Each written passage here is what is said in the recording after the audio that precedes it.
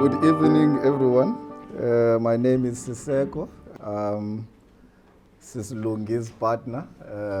I'm from Absa Bank. So I also had the opportunity to be the first Nigel in Port Elizabeth that Absa has sponsored to actually be in this program. So I've set the bar, already. So I've opened the door for the next, other managers to come through. It's been a very, interesting and exciting journey. And I think no one, within, the Absa management in Port Elizabeth, even if they knew about it, but it was maybe one of those that it's at the back of their mind until, I went through this journey. And I'm sure now there's quite a number of people that would want to be part of this. So that is the first picture that we took with Sislungi.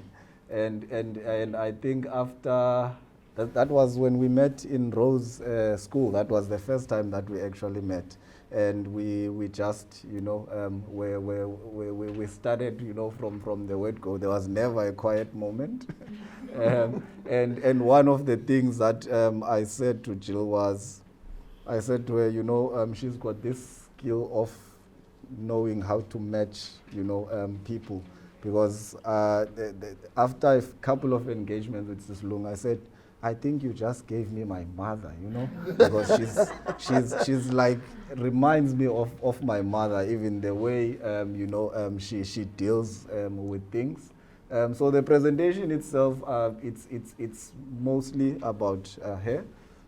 So that's why I just, thought, let me just do the opening and say, look, for me, to stand here today and hear the things that Sislungi is saying. When we started this journey, there were times when I felt like, I don't know how, we're gonna get this woman to let go. And, just, because even when I asked her, how are you feeling? I would say, hi, Sislungi, how are you? And she will say, you're Siseko at school. This and this and this and this and then I will let her just talk, and then after a while I'll say, okay, now how are you feeling? How are you doing? And then it took a couple of times when she realized that when I'm asking how is she doing, I'm actually asking, how is she doing as a person, not what is happening at the school. And even when I went to visit at the school, she knew if I sat in the corner quietly in a meeting, I will always say to her, I am only here for you, to support you as an individual for now. Then we can get into, spreading, all the whatever that we needed to do. So it has really been, a journey that has polished my patience, my leadership and management skills. And I think I can personally say it has taught me, a better way of actually engaging with also my mother, because how I've engaged with Sislungi, I would like, maybe this is how I should speak to my mother as well. Then see if how things are going to be. So really, it's been quite, each and every workshop that we have attended. We would, just, reconvene and we share and we speak about, how we're going to take this. There's a lot of things that we've done. There's a lot of things that we still need to do. So really with the COVID, and doing these things, virtually and keeping the distance, it's one of, I think the major thing that, put a damper into our child. But even though I wasn't there, I would be shocked with the things that Sislungi was doing, some even during lockdown. And sometimes I would call, I said, remember, you've got asthma and you mustn't be doing all this. So I sometimes needed just to be really the son and take care of her and say, you can delegate, you don't need to be there. These things, can be done by someone else. And now she's really, number one when it comes to delegation. she delegated me to, she just wrote, you know, whatever she needed to write, and then she sent it to me and said, then you can do all the, the fancy thing that young men need to do. So it's been really, you know, a lovely journey, and really, I just feel we've just, you know, touched this, you know, just a small surface. There's still quite a lot of things that we need to do. Over to you. Okay, thank you. Good evening, ladies and gentlemen. I just want to say I'm very grateful to be here today.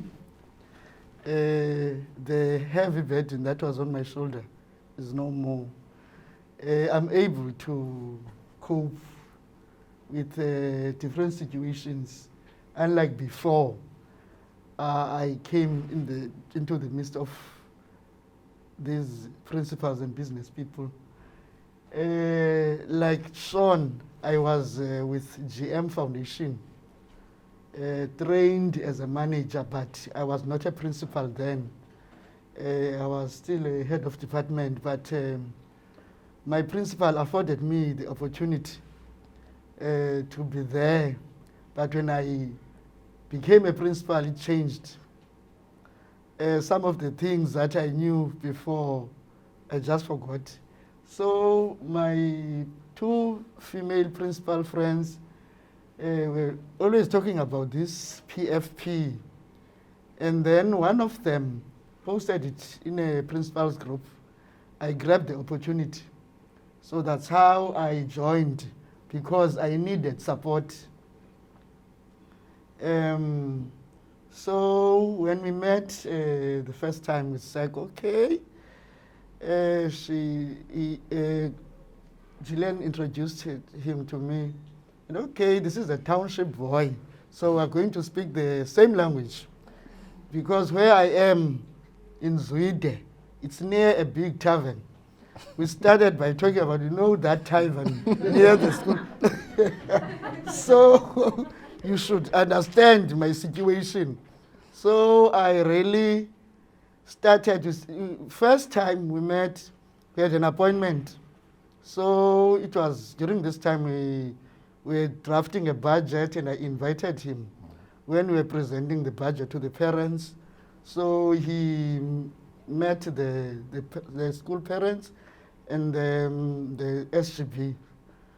And then I took him around the school to show him, you know, we are just like in an open space. There's no fencing at all. I'm only fencing the school with my words. Yeah, you don't go through that. You only have a gate. There's no fence at all. So we started off by communicating through the phone, and now we met as co-op. There was a change in this gathering. Unlike the other trainings, it was not a training or workshop, but it was more of a caring and sharing in this one, because you would talk about your problems, and you would share experiences, good practices in this group. That's what I learned a lot. And one more thing that I've noticed is that most teachers or principals are not good listeners. So I'm just one of those people who's never a good listener. When you are out of order, I would just know, we want to go this way. Don't drag us the other way around. So you're wasting our time. Time is money. I'm always like that. I'm like a business person. You know, don't need to waste time here. So I've tried to slow down, because I would say, Sislungi, I go to school during weekends. I carry the school home. I'm always thinking about school. So now you need to share with other people. Okay, I have an SMT. We have been there together, but I was in the SMT. They were still post-level 1 educators. So I needed to coach them. And I would feel that they were they have some fears. They couldn't express themselves. But now that I'm here, I'm beginning to see a change in the way that we do things. Listening is one of the best skills a leader can have. You just do that flawless consulting. That's one of the things that I've learned in this partnership, flawless consulting. And I just practiced it before I did it with my SMT. Okay, what do you want from me? Okay, there's no one, but I was practicing. Okay. Sometimes I would think, okay, they would not understand what I really want. But now I'm able to just tell them without reminding them about the job description of stuff. We just do things together. And I'll just tell, okay, this one needs you. You're the one who's going to do it. So we are doing a lot together. One more thing. This is where we were here with Rama. Time Yeah. to think. Time to think. Yeah. No, that's flawless. Flawless consulting. That's why it's one of the lessons that I learned. Flawless consulting and listening. Time to think. Yeah. And Next one. I think it's the we. Yeah. I think you've touched on most of those. Yeah. Yeah, you know what I've been doing since GM, and this group has also added some more to what I had. I'm a social entrepreneur. Whenever I meet, even if it's a former learner, you remember your school, ne? It's near that big tavern. So the situation is still the same. What can you do for the school? So now I would find myself being called, can you write addresses for 50 people? So I've received the food parcels 5 times.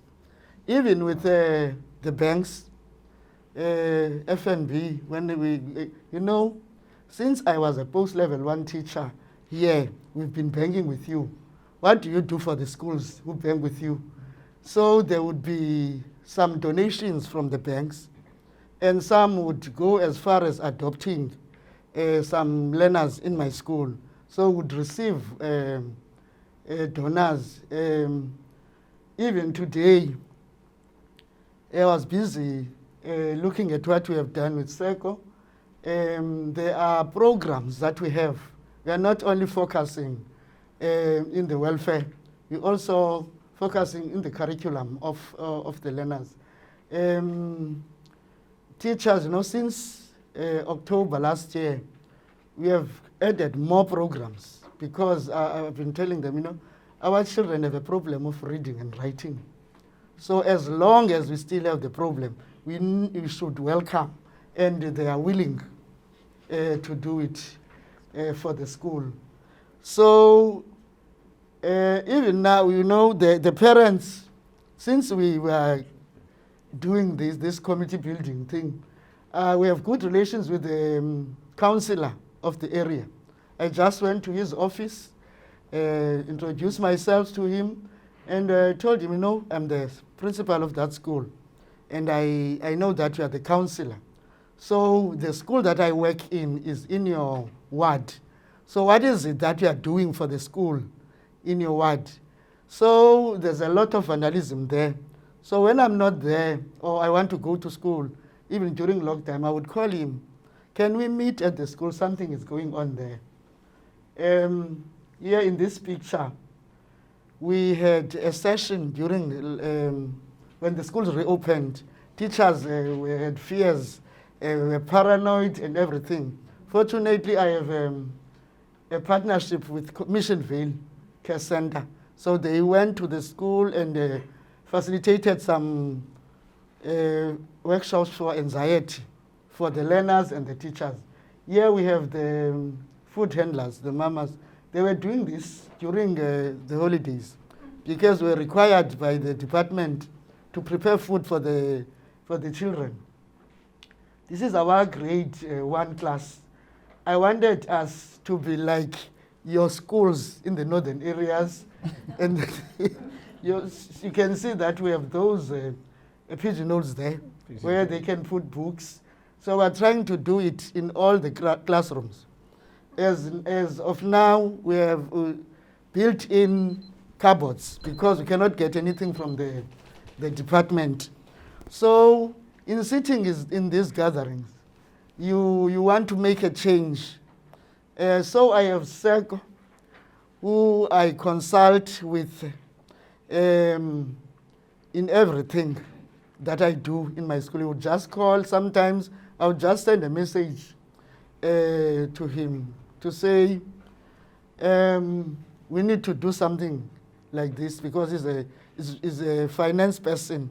I'm not very good in finances, but I know that I need value for money in whatever that I'm doing. I try to save because I know fee paying school. So we do things out of nothing. So the support that I'm getting, and I think we're still going on in this journey. It's just the beginning. The challenges that we had planning. We had planned for the development of the school management team. Second was to organize someone who's going to facilitate training for them. And also Edufundi is on board, but because of COVID-19 couldn't do it. But we still think 2021 is still coming. We are still going on and on because I bank with them. ABSA. I bought my house through them, so they owe me. Thank you very much. Thank you. I think that's just that quote there that stuck with me. I think it's one of the things that Rama used to say, that if you are the smartest person in the room, then you are in the wrong room. And he always said it. And it's one of the things when I was thinking of Sislung, that she would run the show and I would say, let other people do the things for you. Just relax. And it really resonates with us. But thank you very much. Thanks to everyone. Really, I'm hoping that we're going to stay, in contact as well. Thank you.